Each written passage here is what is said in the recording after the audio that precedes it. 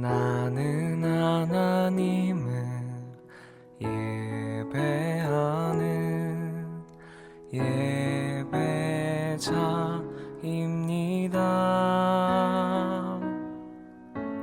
내가 서 있는 곳 어디서나 하나님을 예배합니다.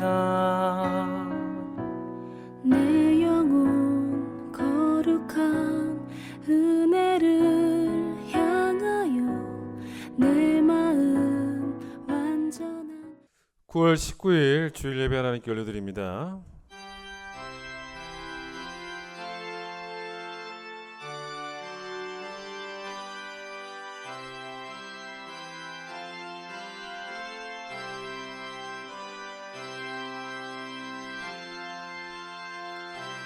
온 땅이여 여호와께 즐거운 찬송을 부를지어다. 기쁨으로 여호와를 섬기며 노래하면서 그의 앞에 나아갈지어다. 감사함으로 그의 문에 들어가며 찬송함으로 그의 궁정에 들어가서 그에게 감사하며 그의 이름을 송축할지어다. 아멘.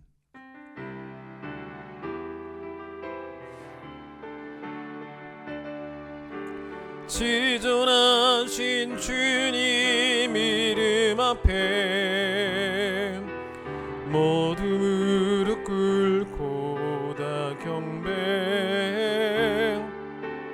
거룩하신 주님 보좌 앞에 엎드려 절하세.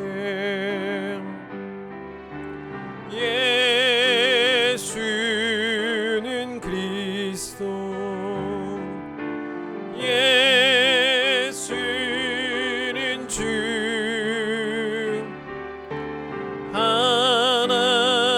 하나님의 영으로 경배드리리. 이 시간 우리의 죄악을 고백합니다.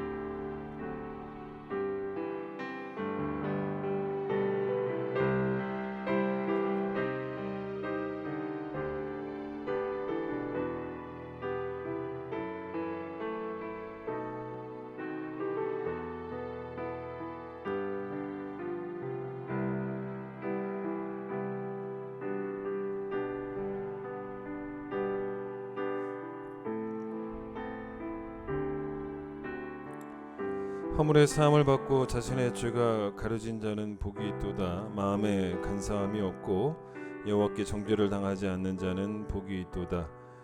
주께 내 죄를 아뢰고 내 죄악을 숨기지 아니하였더니 곧 주께서 내 죄악을 사하셨나이다. 아멘. 신앙 고백합니다. 나는 전능하신 아버지 하나님 천지의 창조주를 믿습니다.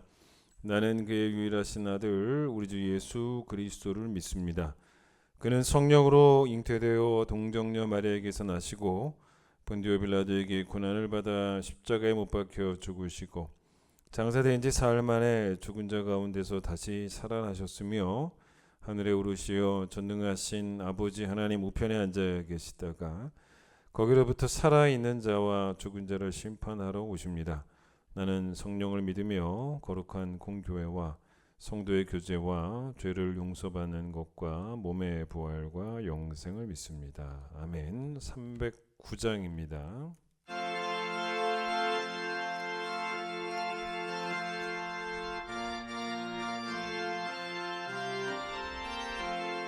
목마른 내 영혼 주가 이미 허락한 그 귀한 영생수 주여 갈망합니다. 그 약속 따라서 힘써 간구하오니 오 주여 내 기도 어서 들어주소서. 예수의 사랑 예수의 사랑 바다 물결같이 내게 임하니 영광의 물결에 온전히 쌓여서 내 영혼의 기쁨 한량 없도다. 주 내게 약속한 금비 내려주시렴. 은혜의 저 구름 건너편에 떠올라 그 귀한 징조가 내게 밝히 보이니 나 힘을 다하여 주께 간구합니다. 예수의 사랑 예수의 사랑 바다 물결같이 내게 임하니 영광의 물결에 온전히 쌓여서 내 영혼의 기쁨 한량 없도다. 은혜의 소낙비 지금 흡족히 내려 구원의 큰 강물 흘러차고 넘쳐서 내 추한 모든 죄 모두 씻어버리니 나 지금 은혜를 충만하게 받았네. 예수의 사랑 예수의 사랑 바다 물결같이 내게 임하니 영광의 물결에 온전히 쌓여서 내 영혼의 기쁨 한량 없도다. 그 차고 넘치는 주의 은혜의 물결 힘차게 밀려와 내게 만족합니다. 오 할렐루야로 주를 찬송하오니 내 마음의 기쁨이 항상 충만함이라. 예수의 사랑 예수의 사랑 바다 물결같이 내게 임하니 영광의 물결에 온전히 쌓여서 내 영혼의 기쁨 한량 없도다. 느헤미야 6장을 보도록 하겠습니다. 구약성경 느헤미야 6장 구약성경 734페이지 느헤미야 6장 1절로 14절까지 말씀 제가 읽도록 하겠습니다. 느헤미야 6장 1절로 14절. 산발락과 도비야와 아라비아 사람 게셈과 그 나머지 우리의 원수들이 내가 성벽을 건축하여 허물어진 틈을 남기지 아니하였다함을 들었는데 그때는 내가 아직 성문에 문짝을 달지 못한 때였더라. 산발락과 게셈이 내게 사람을 보내어 이르기를 오라 우리가 오노 평지 한 촌에서 서로 만나자 하니 실상은 나를 해하고자 함이었더라. 내가 곧 그들에게 사자들을 보내어 이르기를 내가 이제 큰 역사를 하니 내려가지 못하겠노라. 어찌하여 역사를 중재하게 하고 너희에게로 내려가게 했느냐 하매 그들이 4번이나 이같이 내게 사람을 보내되 나는 꼭같이 대답하였더니 산발락이 5번째는 그 종자의 손에 봉하지 않는 편지를 들려 내게 보냈는데 그 글에 이르기를 이방 중에도 소문이 있고 가스무도 말하기를 너와 유다 사람들이 모반하려 하여 성벽을 건축한다 하나니 너가 그 말과 같이 왕이 되려 하는도다. 또 너가 선지자를 세워서 예루살렘에서 너를 들어 선전하기를 유다의 왕이 있다 하게 하였으니 지금 이 말이 왕에게 들릴지라. 그런즉 너는 이제 오라 함께 의논하자 하였기로 내가 사람을 보내어 그에게 이르기를 내가 말한 바 이런 일은 없는 일이요 내 마음에서 지어낸 것이라 하였나니 이는 그들이 다 우리를 두렵게 하고자 하여 말하기를 그들의 손이 피곤하여 역사를 중재하고 이루지 못하리라 함이라. 이제 내 손을 힘있게 하옵소서 하였노라. 이후에 무에다벨의 손자 들라야의 아들 스마야가 두문불출하기로 내가 그 집에 가니 그가 이르기를 그들이 너를 죽이러 올 터이니 우리가 하나님의 전으로 가서 외소 안에 머물고 그 문을 닫자. 저들이 반드시 밤에 와서 너를 죽이리라 하기로 내가 이르기를 나 같은 자가 어찌 도망하며 나 같은 몸이면 누가 외소에 들어가서 생명을 보존하겠느냐. 나는 들어가지 않겠노라 하고 깨달은즉 그는 하나님께서 보내신 바가 아니라 도비야와 산발락에게 뇌물을 받고 내게 이런 예언을 함이라. 그들이 뇌물을 준 까닭은 나를 두렵게 하고 이렇게 함으로 범죄하게 하고 악한 말을 지어 나를 비방하려 함이었느니라. 내 하나님이여 도비야와 산발락과 여선지 노아다와 그 남은 선지자들 곧 나를 두렵게 하고자 한 자들의 수행을 기억하옵소서 하였노라. 오늘은 곽창용 집사님 기도십니다. 기도드리겠습니다. 은혜와 사랑의 주님 감사합니다. 저희에게 예배의 날 이 안식일을 허락하여 주셔서 주신 은혜를 생각하며 그 감사함으로 주 이름을 송축하게 하여 주셔서 감사합니다. 이 세상을 살아가면서 힘든 고통보다는 주신 은혜를 생각하게 하시며 고난의 시간을 나그네로서 잠시 살다가 다시 주님의 품으로 올라가 영원한 영생의 삶을 살아가게 되는 은혜 주셔서 감사합니다. 지난 일주일을 돌아볼 때에 바르게 살지 못한 부분을 생각하게 됩니다. 가르쳐 주신 말씀대로 살지 못하고 구별된 성도로서 거룩하게 살지 못하였음을 회개합니다. 저희의 작은 흠집도 다 아시는 주님 앞에 서서 무릎 꿇어 저희의 죄를 고백해 하시며 회개함으로 거룩하게 하옵소서. 저희를 가만히 버려두지 않으시고 말씀을 주셔서 어떻게 살아가야 하는지를 알려주시고 성령님의 보살핌으로 주님의 공의를 행하며 살아가게 하옵소서. 오직 주님의 나라를 위해서 선하신 주님의 뜻을 깨달아 행하며 살아가게 하옵소서. 나라를 위해 기도하길 원합니다. 저희 민족을 사랑하셔서 이 땅에 수많은 교회와 목회자를 세우시고 주님의 말씀을 기준 삼아 살아오게 하여 주셔서 감사합니다. 핍박당하고 침략당하였어도 그리고 전쟁 속에서도 믿음을 붙잡아 살게 하시며 발전하게 하시며 풍요롭게 하시어 이제는 세계 어느 나라와 비교하여도 좋은 나라, 그 믿음이 좋은 나라로 만들어 주심을 감사합니다. 이제는 믿지 않는 나라, 궁핍한 나라를 위해서 선교사를 파견하며 물질을 헌신하며 이웃 나라를 위해 사랑을 전하는 나라로 세워주심을 감사합니다. 마음이 가난한 사람 없게 하시며 잘난 자 못난 자 구별 없이 모두 주님의 사랑을 깨달아 그 복을 누리며 주님 나라를 위해서 살아가는 민족 되게 하옵소서. 북한 주민들도 여전히 주님을 위해서 기도하고 믿음을 잡고 있는 사람들이 많다고 합니다. 통일되는 그날까지 그 믿음의 씨가 끝이지 않게 하시며 북쪽에서부터 씨 뿌려 내려온 믿음이 다시 통일되는 그날 다 같이 주님께 손들어 예배하게 하옵소서.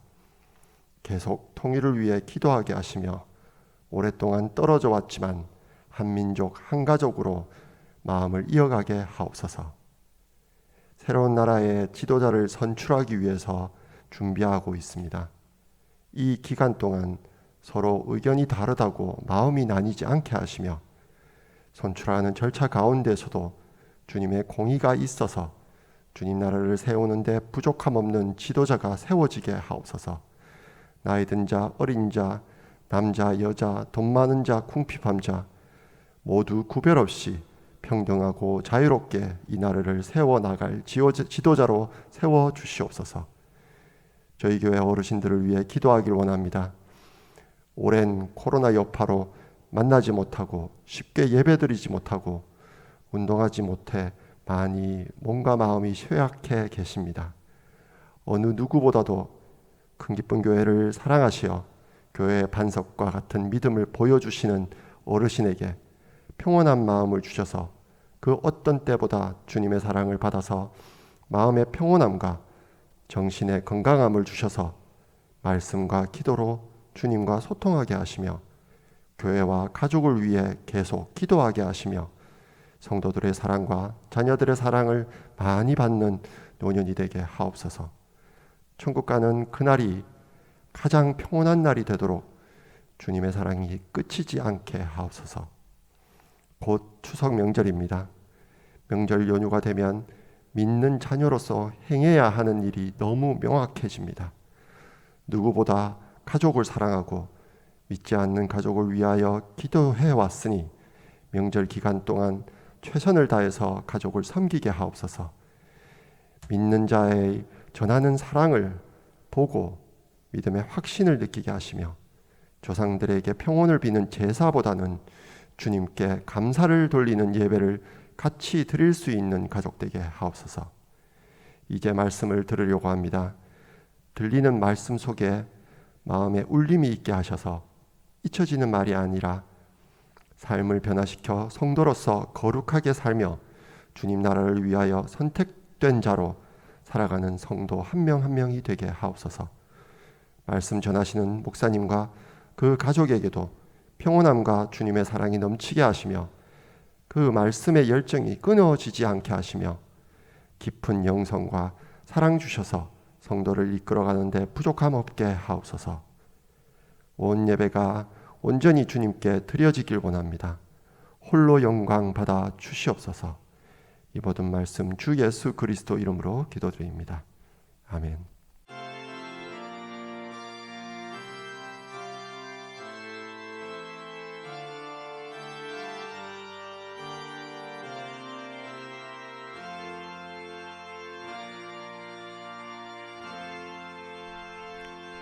봉헌하겠습니다.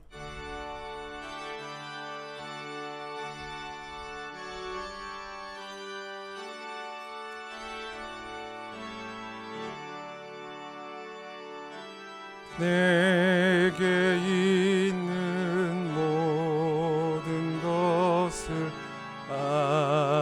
아낌없이 드리네. 사랑하고 의지하며 주만 따라 살리라. 주께 드리네. 주께 드리네. 사랑하는 구주 앞에 모두 드리네. 아멘. 하나님 거룩한 주일 허락하심을 감사합니다. 온라인으로 드리는 이 귀한 예배를 통해서 말씀하시는 하나님 만나는 귀한 시간 드릴 수 있도록 우리의 차고 냉랭했던 가슴이 다시 한번 부흥의 역사가 일어나는 귀한 예배가 되기를 간절히 소망합니다. 주님이 마땅히 받으셔야 될 영광을 신령과 진정으로 올려드리는 귀한 예배가 될 수 있도록 주님께서 역사하여 주시고, 특별히 이번 주는 추석입니다. 각 가정마다 우상의 제단을 쌓는 가정 아무도 없게 하여 주시고 온 가족이 함께 모여 하나님을 경외하며 하나님을 예배하는 가정, 그래서 하나님 여호수아의 가정처럼 나와 내 집은 하나님만을 섬기겠노라라는 고백이 더 무르익어가는 가정들이 우리의 가정이 되게 하여 주시옵소서. 아무것도 염려하지 말게 하여 주시고 하나님의 아버지됨을 신뢰할 수 있도록 축복해 주시고, 우리가 먹고 사는 문제에 집중하기보다는 하나님 나라와 그의 의를 구하는 믿음으로 하나님께 영광 돌리는 귀한 성도들 될 수 있도록 축복해 주시기를 소망합니다. 주 앞에 귀한 예물 드립니다. 정성스럽게 준비했습니다. 하나님 받아주시고 기뻐하시며 또 우리를 축복해 주시고 또 우리에게 때를 따라 필요한 것을 이름 위하여 준비 은혜로 공급하시는 하나님의 그 은혜의 부요하심과 풍성하심을 우리 모든 성도들이 맛볼 수 있도록 우리를 돌보아 주시기를 소망하며 예수님 이름으로 기도드립니다. 아멘. 교회 소식을 전하겠습니다. 여러분, 이제 이번 주가 추석인데요. 각 가정에서 지난주에 나눠드렸던 예배 순서지 가지고 화요일 추석 당일날 예배 잘 드리시기를 바라고, 또 우리 교회 홈페이지에 올려놨습니다. 또 다운 받으셔서 예배 드리시면 되겠습니다. 이번 주 추석이어서 저희가 빨간 날 새벽 기도를 쉬는 경우는 설날하고 추석 명절 때는 빨간 날 우리가 새벽 기도를 쉽니다. 그래서 이번 주 월화 수는 새벽 예배를 쉬도록 하겠습니다. 그러나 수요일 날 수요 예배는 있습니다. 기억하시고 현장 예배 수요 예배는 있고 월화수 새벽 기도만 쉰다라고 그렇게 하시면 되겠습니다. 특수는 있습니다.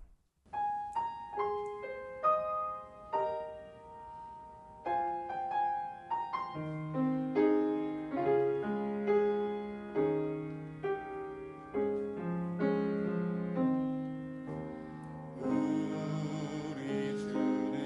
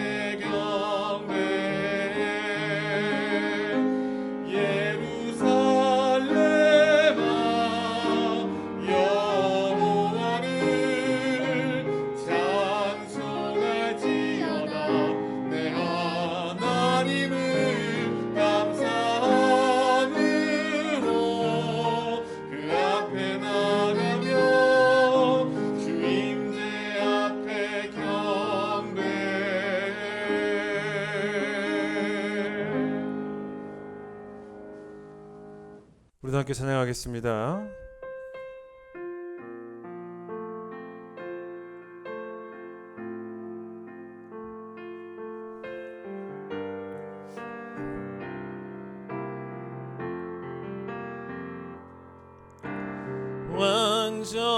완전하신 나의 주 의의 길로 날 인도하소서.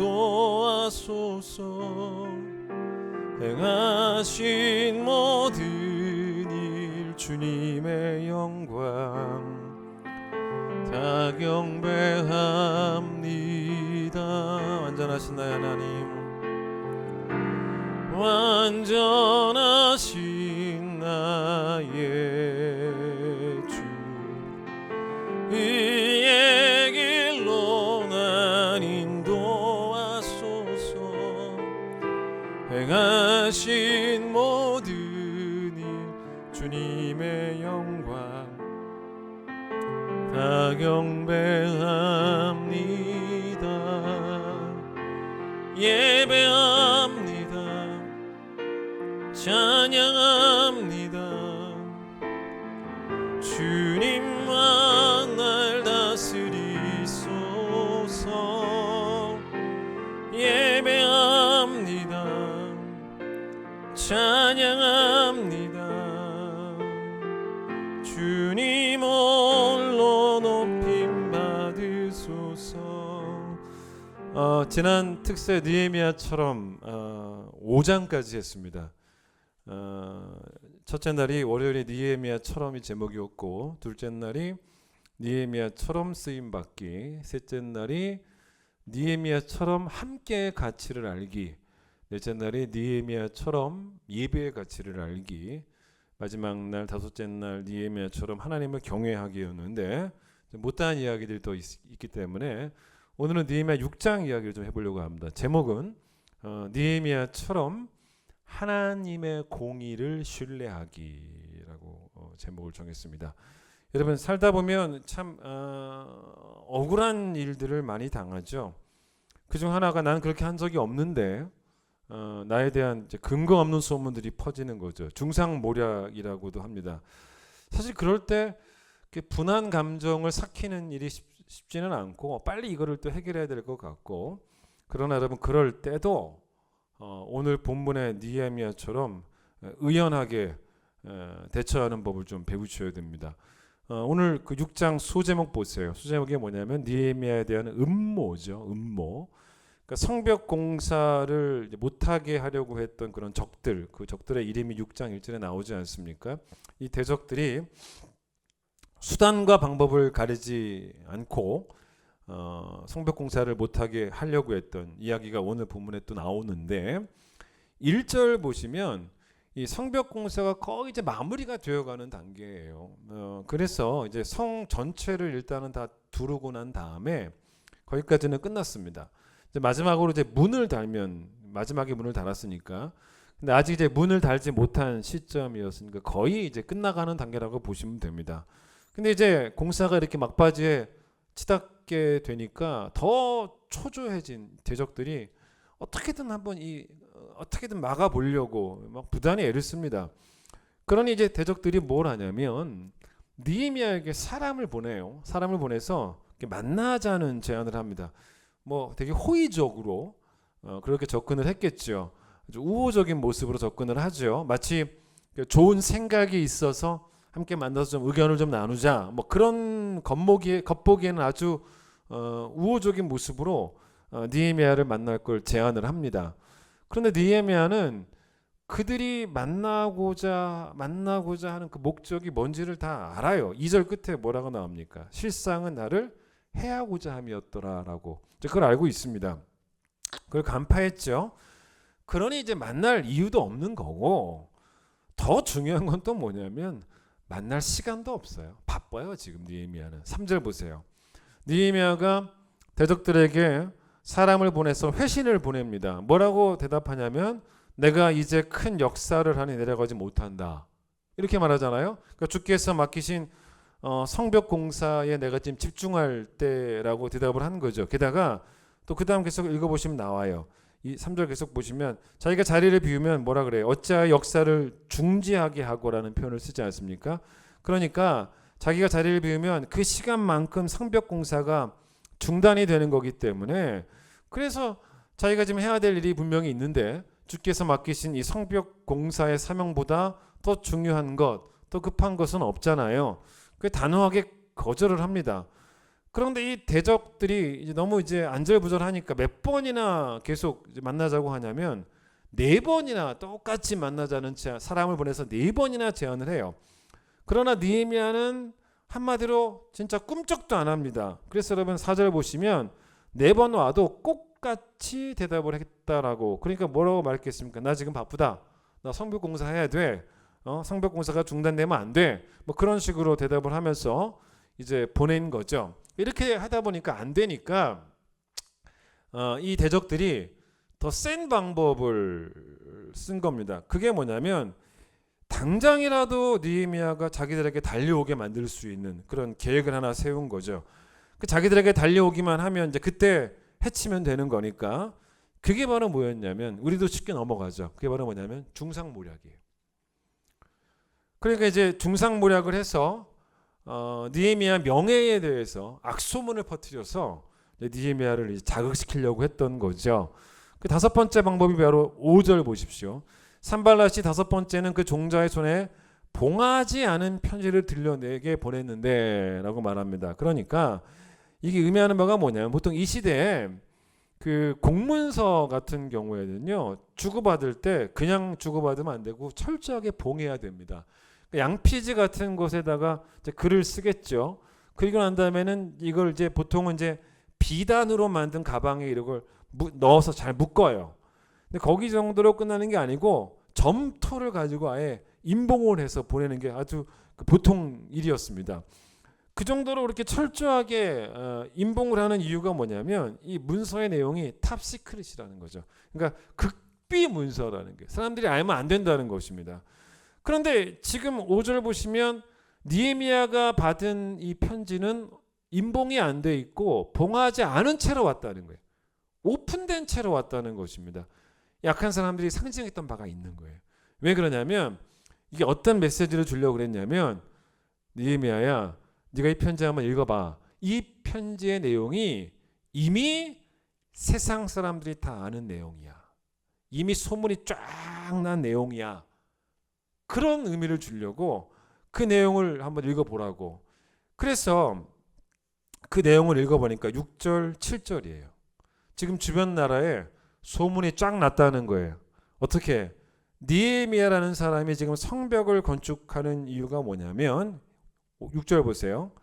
유다 사람들이 모반하려 하여 함께 느헤미야 모반하려 성벽 건축한다 하나니 너가 그 말과 같이 뭐가 되려 한다는 거, 왕이 되려 한다는 겁니다. 그러니까 지금 현재 남유다는 누구의 통치 아래 있습니까? 페르시아 즉 바사의 통치를 받고 있었죠. 바사 왕 아닥사스다 왕이 유다의 총독으로 보낸 그런 사람이 바로 느헤미야였잖아요. 근데 이제 느헤미야가 이들의 왕이 되려 한다. 이 말은 아닥사스다 왕을 배반하려고 하고 있다. 자기 세를 만들고 있다. 뭐 이런 소문이 나고 있었다는 것입니다. 심지어 7절을 보세요. 네가 예언자들을 임명해서 그 예언자들이 소문내게 만들었다는 거예요. 느헤미야가 유다의 왕이라고. 그 소문을 내게 만드는 그럴 목적으로 예언자들을 임명했다라고 지금 소문이 나고 있는데, 너 그 말이 아닥사스다 왕의 귀에 들리는 건 시간 문제야. 그게 7절이에요. 시간 문제 아니겠니? 그럼 너 반역죄로 목숨도 건지지 못할 것 같은데 빨리 우리 만나서 함께 의논을 해서 이 문제를 빨리 풀어보자 라고 제안을 한 거죠. 4번째까지는 그냥 만나자였지만 안 오니까 5번째는 느헤미야의 명예를 건드린 거예요. 가짜 소문을 만들어서 느헤미야를 흥분하게 만든 거예요. 우리 이쯤 되면 진짜 흥분합니다. 그런데 느헤미야의 반응을 좀 배우셔야 돼요.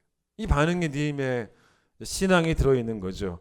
회신을 보내는데 아주 간단하게 짧게 회신을 보냅니다. 근데 이게 맞아요.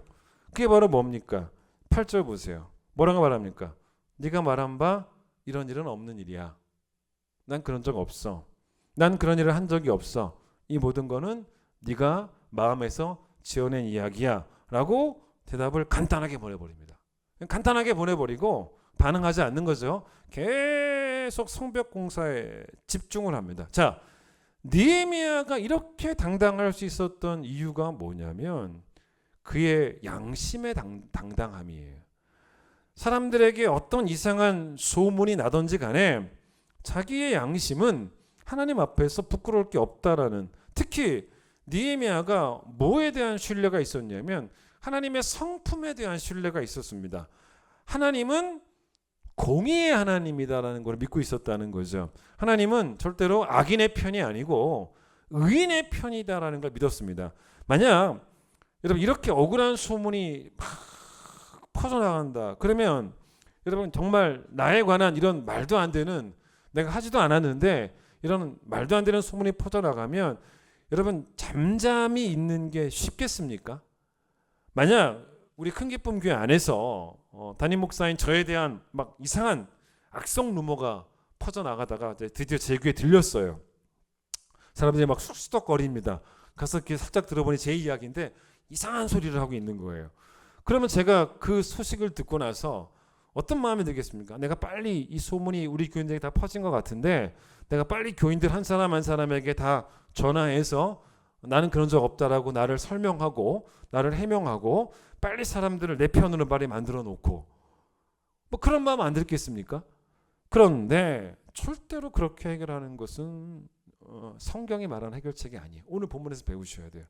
두 가지를 염두에 두셔야 됩니다. 첫 번째가 뭐냐면 하나님의 때를 염두에 두셔야 되고요.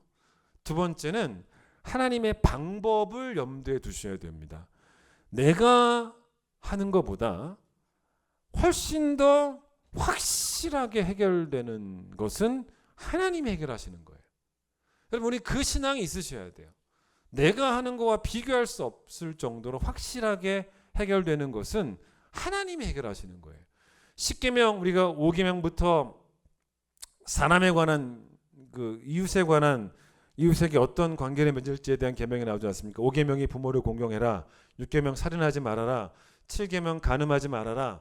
8계명 도둑질하지 말아라. 9계명 이웃에 대해 거짓 증언하지 말아라. 10계명 이웃의 집을 탐내지 말아라. 여기 나오는 계명은 사실은 우리도 다 지을 수 있는 죄입니다.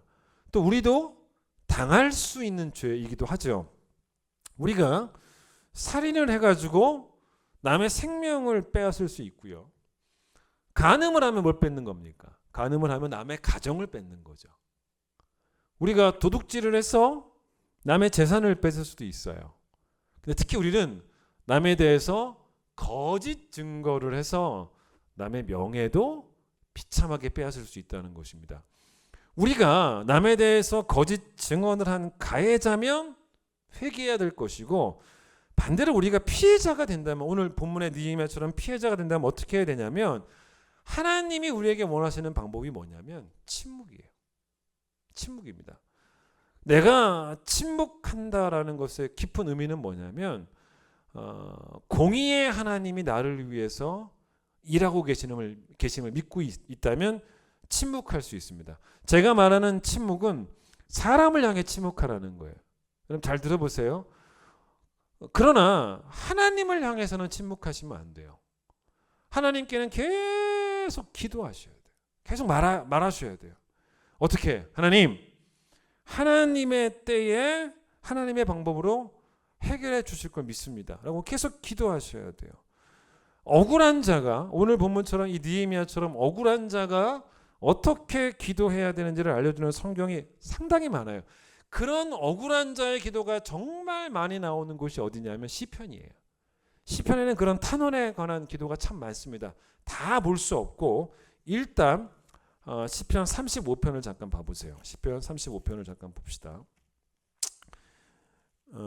이 기도도 여러분이 배울 필요가 있습니다. 일단 시편 35편 1절을 보세요. 뭐라고 기도합니까? 다윗의 시죠. 뭐라고 합니까? 1절 여호와여 뭐라 그래요? 나와 다투는 자와 내가 다투는 게 아니에요. 나와 싸우는 자와 내가 싸우는 게 아니에요. 뭐라 기도합니까? 여호와여 나와 다투는 자와 주께서 다투소서. 그렇죠? 여호와여 나와 싸우는 자와 주께서 싸우소서라는 그런 기도를 하고 있죠. 이럴 수밖에 없는 게 이제 시편 7편으로 갑니다. 이 시편 7편이 정확히 언제 어떤 상황에 쓰여진 시인지는 몰라요. 7편.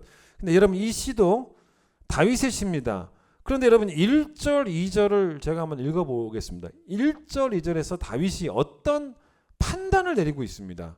어떤 판단을 내리는지 잠깐 보세요. 제가 읽어볼게요. 1절 여호와 내 하나님이여 내가 주께 피하오니 나를 쫓아오는 모든 자들에게서 나를 구원하여 내소서.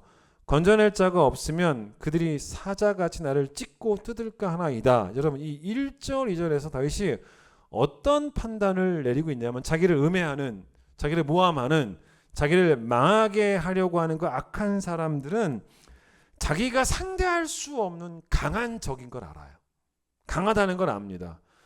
자기가 싸워서 이길 수 있는 그런 상대가 아니라는 걸 알아요.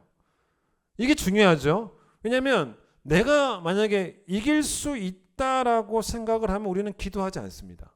뭐하러 기도합니까? 내 방법으로 빨리빨리 해결하면 되는 거죠. 또 내가 해결할 수 있다라는 생각을 하니 우리는 기도를 해도 어떤 기도가 나오는 게 또 문제냐면 내가 앞서가고 하나님이 따라오시게 해요. 그러니까 내가 택한 방법으로 이길 수 있도록 나를 도와달라는 거죠. 내가 앞서가는 거예요. 그러나 이 모든 게 다 틀린 방법입니다. 1절 보세요.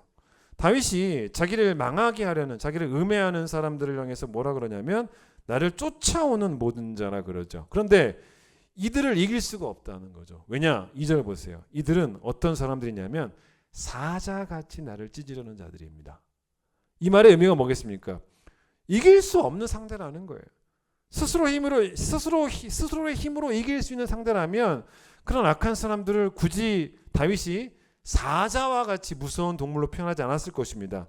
근데 자기는 그냥 사자 앞에 있는 힘없는 양과 같은 뭐 그런 존재로밖에 여겨지지 않았어요.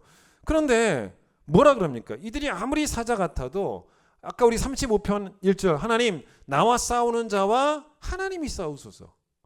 나와 다투는 자와 하나님이 다투소서라 기도하지 않았습니까? 그래서 하나님이 싸워달라고 하는 기도를 하고 있기 때문에 1절 보세요. 이런 사자들과 내가 싸우는 게 아니라 내가 죽게 피하겠다는 거예요. 죽게 피하겠다는 것입니다. 1절 건져낼 자가 없으면 내가 이 사자한테 죽으니까 누가 건져낼 자라는 것입니까? 2절에 말하는 건져낼 자는 하나님이 건져내실 것을 믿으니까 하나님의 때에 하나님의 방법으로 해결해 달라라는 그런 기도가 1절, 2절이에요. 자, 제가 3절부터 5절을 한번, 여러분 3절부터 5절이 뭐냐면 이런 말입니다. 만약에 자기를 모함하는 사람들의 그 중상모략이 그 원수들의 말이 거짓말이 아니라 팩트라면, 진짜라면 하나님 나를 치세요. 하나님 공의 하나님이니까 나를 벌해주세요라는 기도에 들어보세요. 3절 여호와 내 하나님이여 내가 이런 일을 행했다면 내 손에 죄악이 있다면 화친한 자를 내가 악으로 갚았다면 이런 모함들이 있었겠죠. 내 대적에게서 까닭없이 이게 다 그가 들었던 모함이었겠죠. 내 대적에게서 까닭없이 빼앗은 적이 있거든. 그렇게 되면요 원수가 나의 영혼을 쫓아잡아 내 생명을 땅에 짓밟게 하시고 버려달라는 거예요. 내 영광을 먼지 속에 살게 하소서. 나를 버려달라는 그런 기도를 하고 있는 것입니다. 여러분 적어도 다윗이 이렇게 기도할 수 있었던 건 뭐냐면 하나님 앞에서 자기 양심이 부끄럽지 않으니까 이런 기도가 나오겠죠. 부끄럽다면 감히 이렇게 기도 못하죠. 마치 이게 그냥 뭐 자기가 만약에 아무리 생각해봐도 나는 부끄럽지 않으니 이제 그런 마음으로 기도하는 것이지 부끄러운 게 많았으면 어떻게 이렇게 이런 기도를 하겠습니까? 자, 그런데 우리가 하나 좀 기억할 말씀이 하나 있습니다. 신명기 10장 17절에 보시면 하나님은 어떤 분으로 묘사를 하냐면 하나님은 사람을 외모로 보지 아니하시고 뇌물을 받지 아니하시는 하나님이다라는 표현을 씁니다. 좀 표현이 낯설긴 하죠. 하나님께 우리가 뇌물을 드릴 수 있는 방법이 없잖아요. 받지도 않으시고 물론 방법이 없죠. 그런데 이렇게까지 표현한 이유가 뭐냐면 세상의 공의와 하나님의 공의를 비교하기 위함이에요. 그러니까 세상 법정과 하나님의 법정이 달라도 얼마나 다른지를 비교하려고. 그러니까 세상 법정은 어떠냐면 사람의 외모를 본다는 거예요. 여기서 말하는 이 외모는 뭐 생김새를 의미하는 건 아니고 뭐 잘생긴 사람, 못생긴 사람 그걸 의미하는 게 아니고 사회적 신분, 외형적인 조건, 지위 이런 걸 본다는 거예요. 여러분 그런데 사회적으로 지위가 있는 사람들이 얼마든지 쉽게 할 수 있는 게 바로 뭐냐면 뇌물이잖아요. 뇌물을 씁니다. 그러니까 재판관에게 뇌물을 쓰죠. 그래서 재판관이 판결을 곧게 해야 되는데 굽게 하죠. 굽게 하는 일들이 그래서 억울한 자가 더 억울해지는 일들은 여러분 세상 법정에서 비일비재해요. 뭐 지금 이 시대에도 없다고 말 못해요. 그렇습니다. 그러나 하나님은 외모를 보지 아니하시고 뇌물을 받지 않으시고 그렇게 이 말씀 뭐냐면 하나님은 아주 세상 법정과는 다르게 정확한 심판을 하신다는 것입니다. 하나님이 보시는 게 딱 하나라는 거예요. 이거 하나만 있으면 승리할 수 있다는 것입니다. 그게 바로 구절이에요. 구절.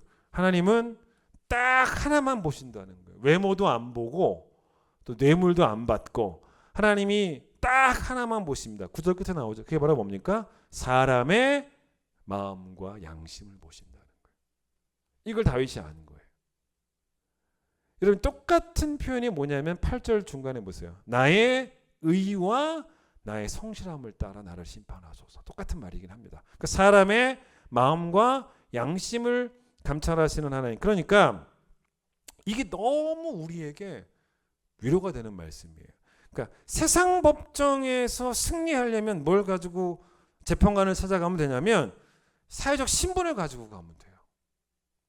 뇌물을 가지고 가면 됩니다. 그러나 하나님의 법정에서 승리하려면 성도는 딱 하나만 있으면 돼요. 그게 바로 뭡니까? 정직한 마음과 정직한 양심이에요. 그것만 있으면 돼요. 왜냐? 재판관이신 하나님이 세상의 재판관과는 달라요. 왜냐하면 11절 보세요. 그 재판관이 어떤 분인지를 설명하죠. 뭐라 그럽니까? 의로우신 재판장이라는 거예요. 그러니까 재판장이 의롭기 때문에 여러분 재판장이 정직한 마음과 정직한 양심을 좋아하는 거예요. 그러니까 의로운 재판장에게 통하는 건 뭐냐면 정직한 마음과 정직한 양심이에요. 그러나 여러분 재판장이 악하면 외모가 통하는 거예요. 뇌물이 통하는 겁니다. 6절 보세요. 여호와여 진노로 일어나사 내 대적들의 노를 막으시며 라고 말합니다. 그러니까 내 대적들이 나를 향해서 노하면서 분노하면서 나를 음해하고 나를 중상모략하는데 그런데 다윗이 뭘 믿고 있냐면 내 대적들의 노를 이기는 게 있다는 거죠. 그게 바로 뭡니까? 여호와의 진노라는 거예요. 여호와의 진노가 내 대적들의 노를 삼키면 된다는 것입니다. 그러니까 느헤미야가 정확하게 그걸 안 거예요. 그래서 여호와의 진노로 내 대적들의 노를 삼키소서라고 기도하는 거죠. 결국 이런 고백을 한 다윗에게 10절이라고 하는 위대한 고백이 나오죠. 뭐라고 고백합니까? 나의 방패는 마음이 정직한 자를 구원하시는 하나님께 있습니다. 라는 고백으로 이 시편을 사용하고 있습니다. 여러분 표현하고 있습니다. 여기 무슨 말이냐면 다윗도 군인이었지 않습니까? 전쟁에서 이기려면 꼭 뭐가 필요해요? 방패가 필요합니다. 사실 다윗이 지금 수많은 뭐 악성 루머의 화살과 억울한 소문의 화살과 중상모략과 음해의 화살 앞에 딱 서 있어요. 이걸 다 막아내고 이기려면 방패가 필요합니다. 그 방패를 뭐라고 말하는지 아십니까? 그 방패가 바로 뭐냐면 마음의 정직함이라는 거예요. 또 그 방패를 뭐라고 말한 거냐면 마음이 정직한 자를 편드시는 마음이 정직한 자의 편에 계시는 하나님이라는 거예요. 얼마나 멋진 이야기입니까? 여러분 느헤미야도 그걸 알았기 때문에 적들에게는 아주 간단하게 대답을 하고요. 나는 그런 적 없다. 네가 지어낸 말이야. 그리고서는 하나님께 뜨겁게 기도를 하는 거예요. 근데 오늘 본문에 다시 이제 본문으로 가볼까요? 느헤미야의 기도가 길게는 안 나와요. 짧게 나오지만 길게 했겠죠. 근데 짧게 담아놨는데 여기에 느헤미야가 어떤 마음으로 기도했는지가 다 들어있어요. 느헤미야 기도가 어디 나오냐면 9절에 한번 나오고 14절에 한번 나옵니다. 두 번 나와요. 자, 9절 맨 끝에 보세요. 느헤미야가 뭐라고 기도했냐면 하나님 어떻게 해달라고?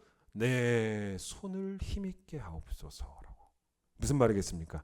하나님 이런 중상모략에 마음 뺏기지 않고 하던 일 쭉 할 수 있도록 하나님 내 손을 힘있게 하소서. 그 기도를 한 거예요. 그 다음에 또 하나의 기도가 있어요. 그게 바로 뭐냐면 14절 보세요. 네 하나님이여 도비야와 산발랏과 여선지 노아다와 그 남은 선지자들 나를 두렵게 하고자 한 자들의 소행을 모아소서. 여러분 이게 딱 시편의 패턴이에요. 이들을 기억하옵소서라는 말이 뭐냐면 하나님이 심판하소서예요. 하나님이 벌하소서. 내가 싸우는 싸움이 아니고 나와 싸우는 자와 하나님이 싸우실 줄 믿습니다. 하나님의 공의가 승리할 줄 믿습니다. 그게 14절이에요. 그러니까 여러분 느헤미야 이 6장 9절과 14절의 기도를 같이 배우세요. 어떻게 하면 됩니까? 하나님 내가 저들과 싸우느라 시간 낭비하지 않고 여러분 살아갈 때 엄청난 그런 억울한 일 당할 수 있지 않겠습니까? 그때 기도해서 하나님 이렇게 기도하세요. 내가 이 기도를 배우세요.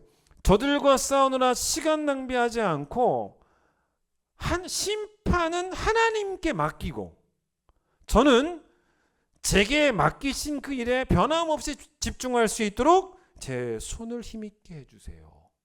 그게 느헤미야의 영성이었어요. 예?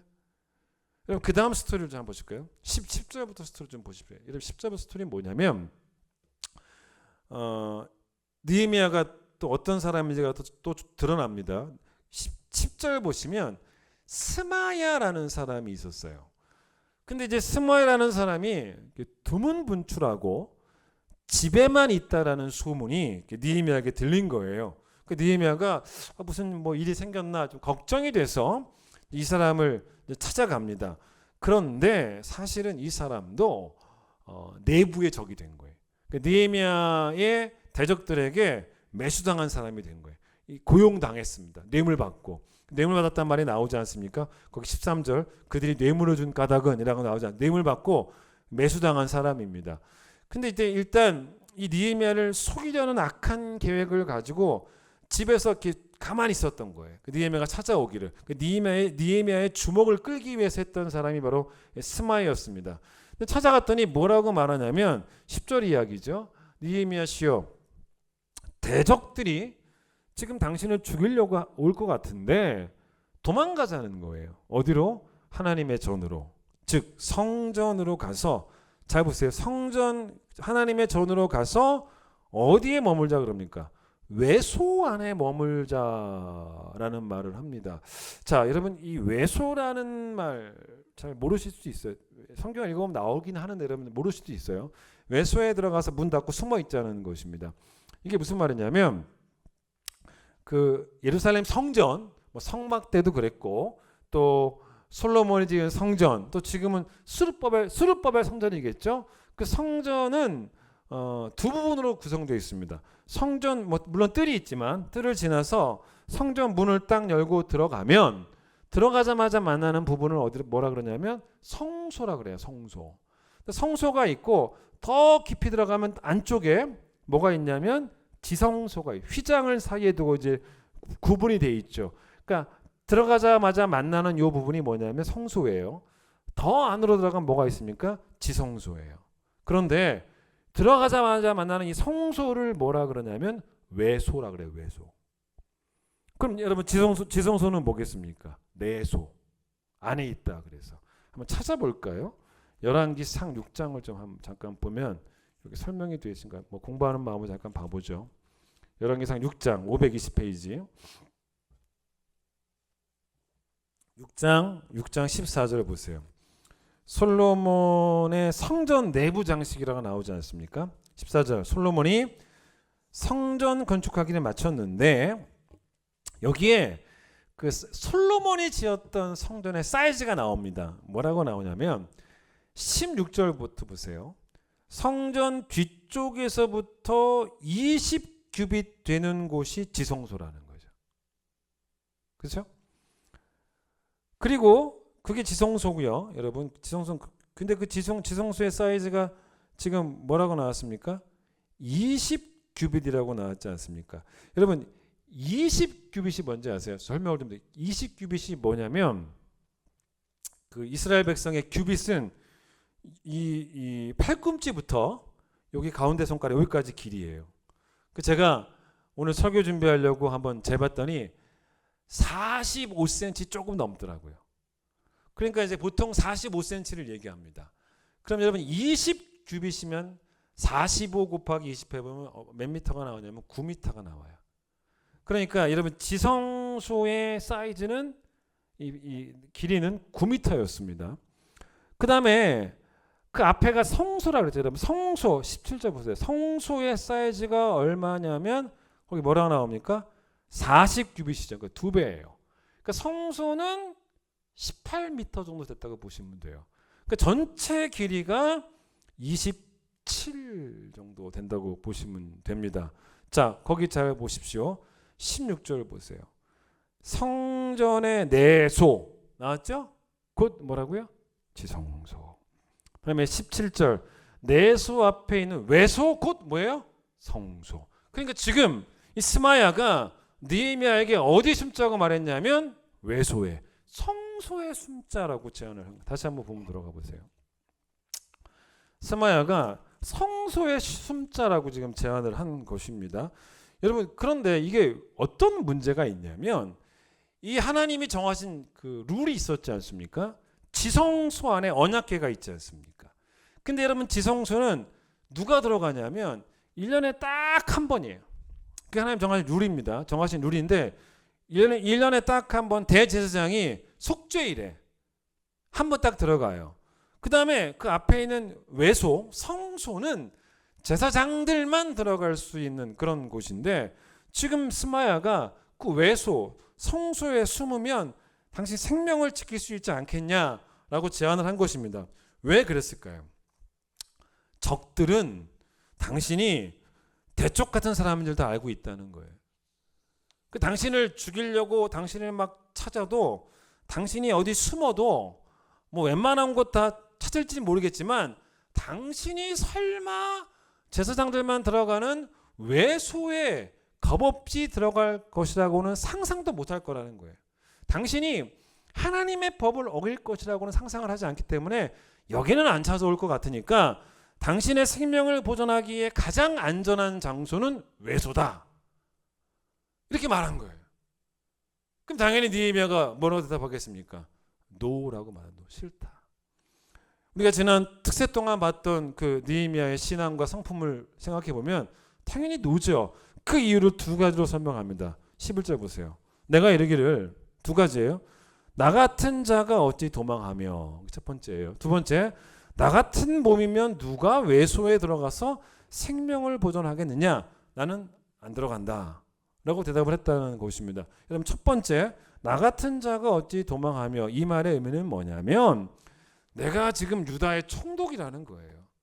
백성들과 함께 성벽을 지어야 되고 또 백성들을 보호해야 되는 사명이 있는 사람인데 내가 그렇게 많은 사명이 있는데 나만 살겠다고 도망가면 되겠냐? 내 생명보다 훨씬 중요한 것은 사명이야 라고 말을 하는 게 첫 번째 말입니다. 두 번째는 뭐냐면 나 같은 몸이면 누가 외소에 들어가서 생명을 보존, 이게 무슨 말이냐면 물론 느헤미야는 숨지도 않아요. 그런데 숨어도 안 숨습니다. 물론 안 숨는데 숨어도 외소에는 안 숨는다는 거죠. 왜냐? 외소는 하나님의 명령이 있는 곳인데 그렇게 하나님에게 불순종하면서까지 나는 내 생명 지키고 싶지 않아. 내 생명을 지키는 것보다 훨씬 더 중요한 것이 순종하는 거야. 이렇게 대답을 한 거예요.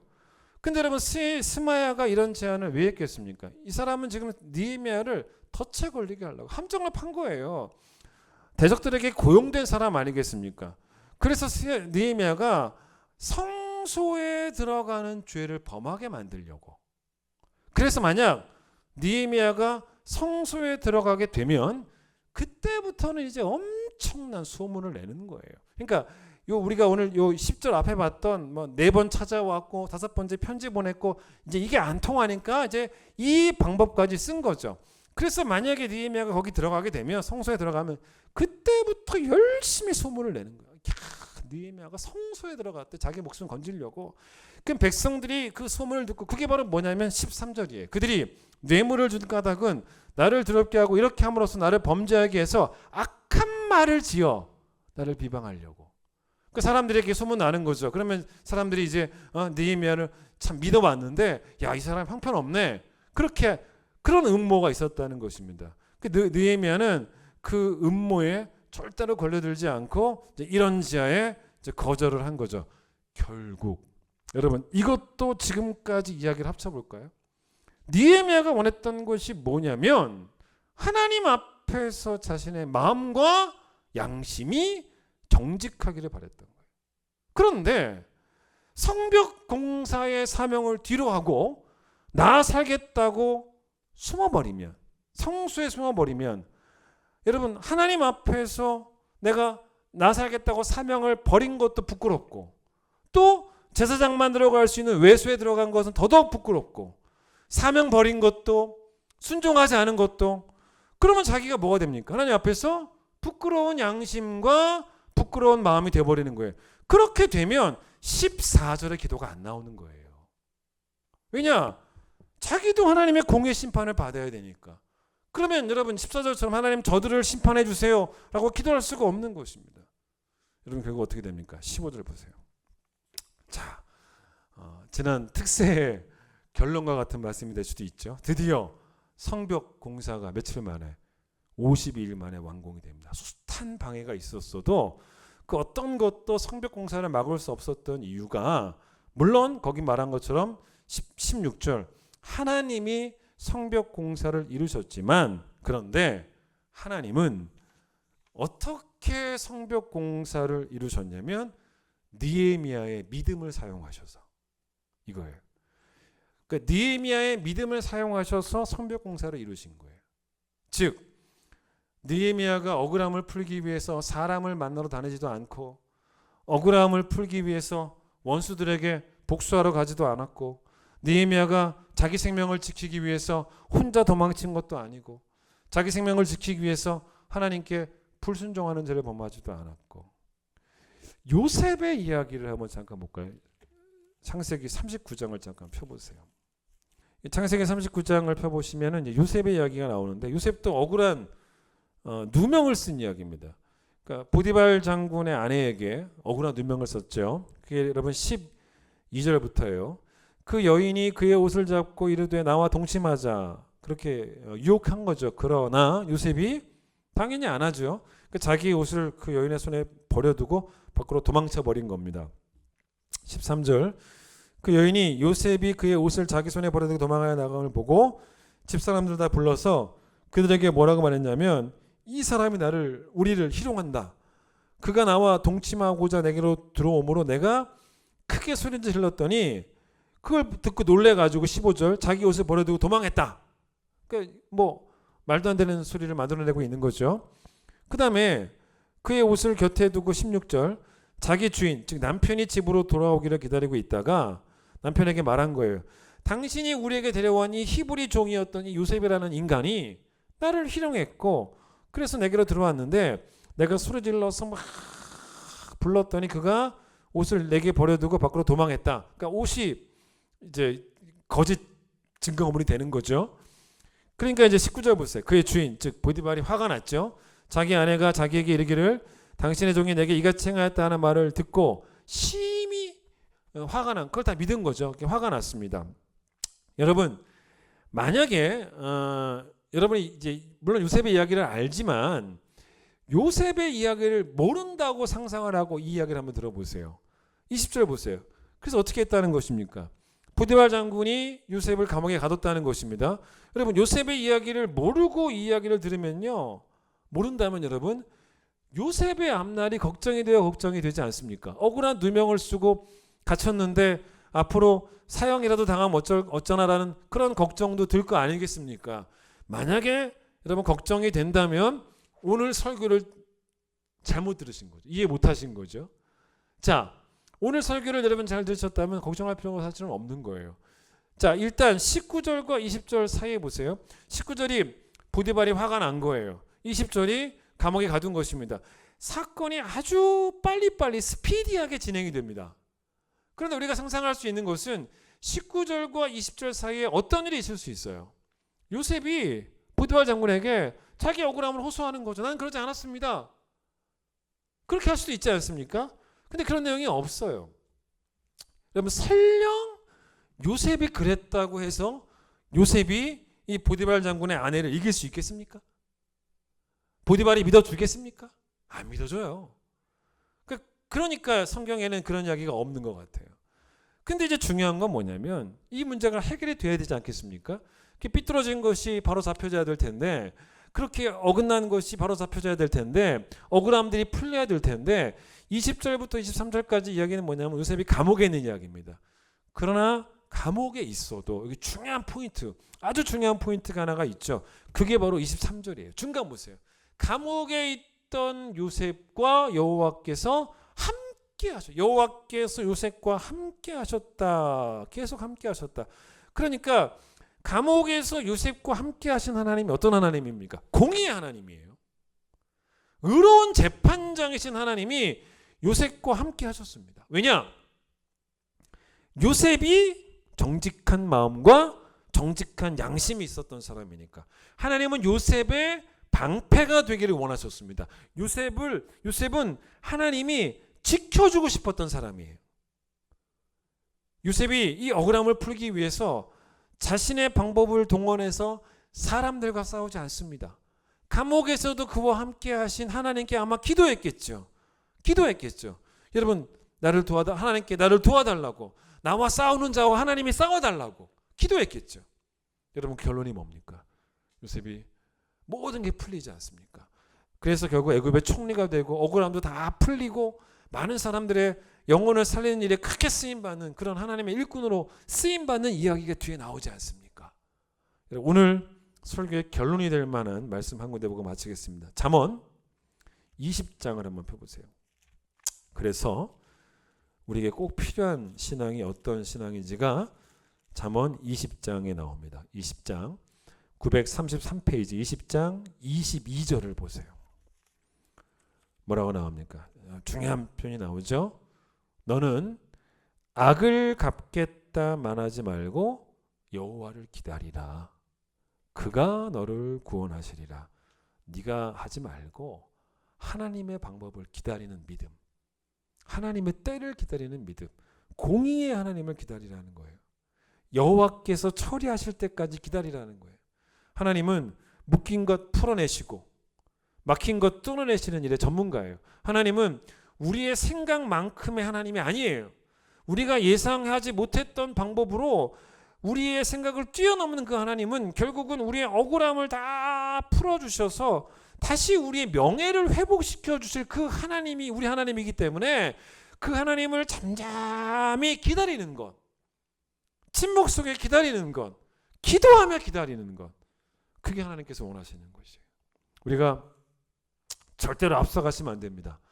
하나님이 앞서가시면 다 해결될 일이기 때문에 마지막으로 이 글을 읽어드리고 마치겠습니다. 오스왈드 챔버스 글인데 참 좋아요. 들어보세요. 사람들이 당신을 향해 비방할 때 어떻게 반응해야 할지 고민하지 마십시오. 당신의 옷에 흙탕물이 묻었을 때를 생각해 보십시오. 옷에 흙탕물이 묻었을 때 옷을 비비면 흙탕물은 천 속으로 깊게 스며들어가게 됩니다. 그러나 마를 때까지 가만히 두면 나중에 손가락으로 튕겨서 털어낼 수 있습니다. 그러면 흔적도 없이 사라집니다. 당신을 향한 비방이 있을 때 그것이 사실이 아니라면 그냥 두십시오.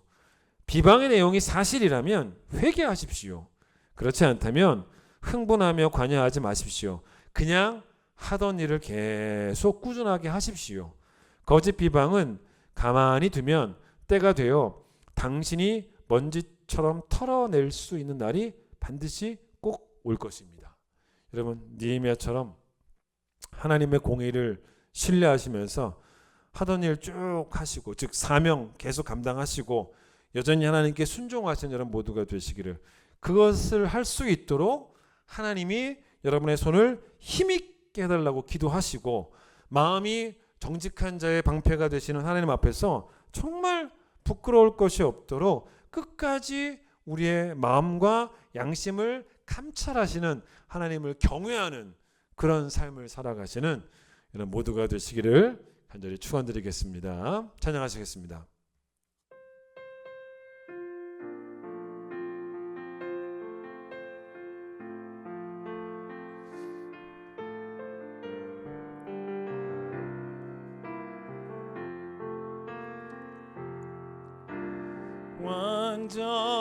완전하신 나의 주 의의 길로 날 인도하소서 행하신 모든 일 주님의 영광 다 경배합니다.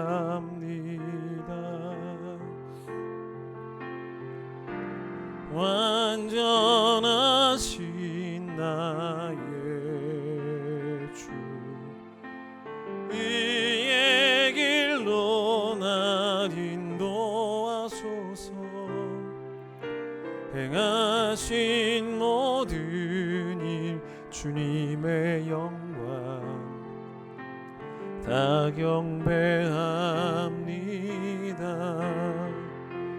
예배합니다. 찬양합니다. 주님만 날 다스리소서. 예배합니다. 찬양합니다. 주님 홀로 높임 받으소서. 완전하신 나의 하나님,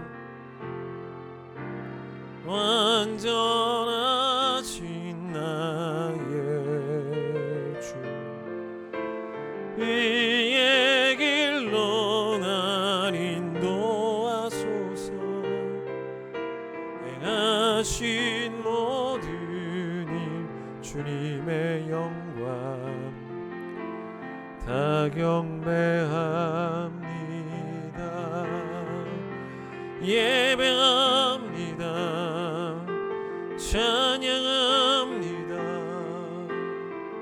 주님만 날 다스리소서. 예배합니다. 찬양합니다. 주님 홀로 높임 바 예배합니다. 찬양합니다. 예배합니다. 찬양합니다. 주님만 날 다스리소서. 예배합니다. 찬양합니다. 주님 홀로 높임 받으소서. 나는 하나님을 예배하는 예배자 되기 원합니다. 나는 하나님을 예배하는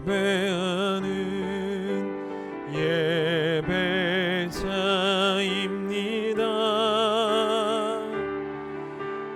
내가 서 있는 곳 어디서나 하나님을 예배합니다. 내 영혼 거룩한 은혜를 향하여 내 마음 완전한 하나님 향하여 이곳에서 바로 이 시간 하나님을 예배하. 나는 하나님 앞에서 마음의 정직함으로 예배하기 원합니다. 나는 하나님을 예배하는 예배자입니다. 내가 서 있는 곳 어디서나 하나님을 예배합니다.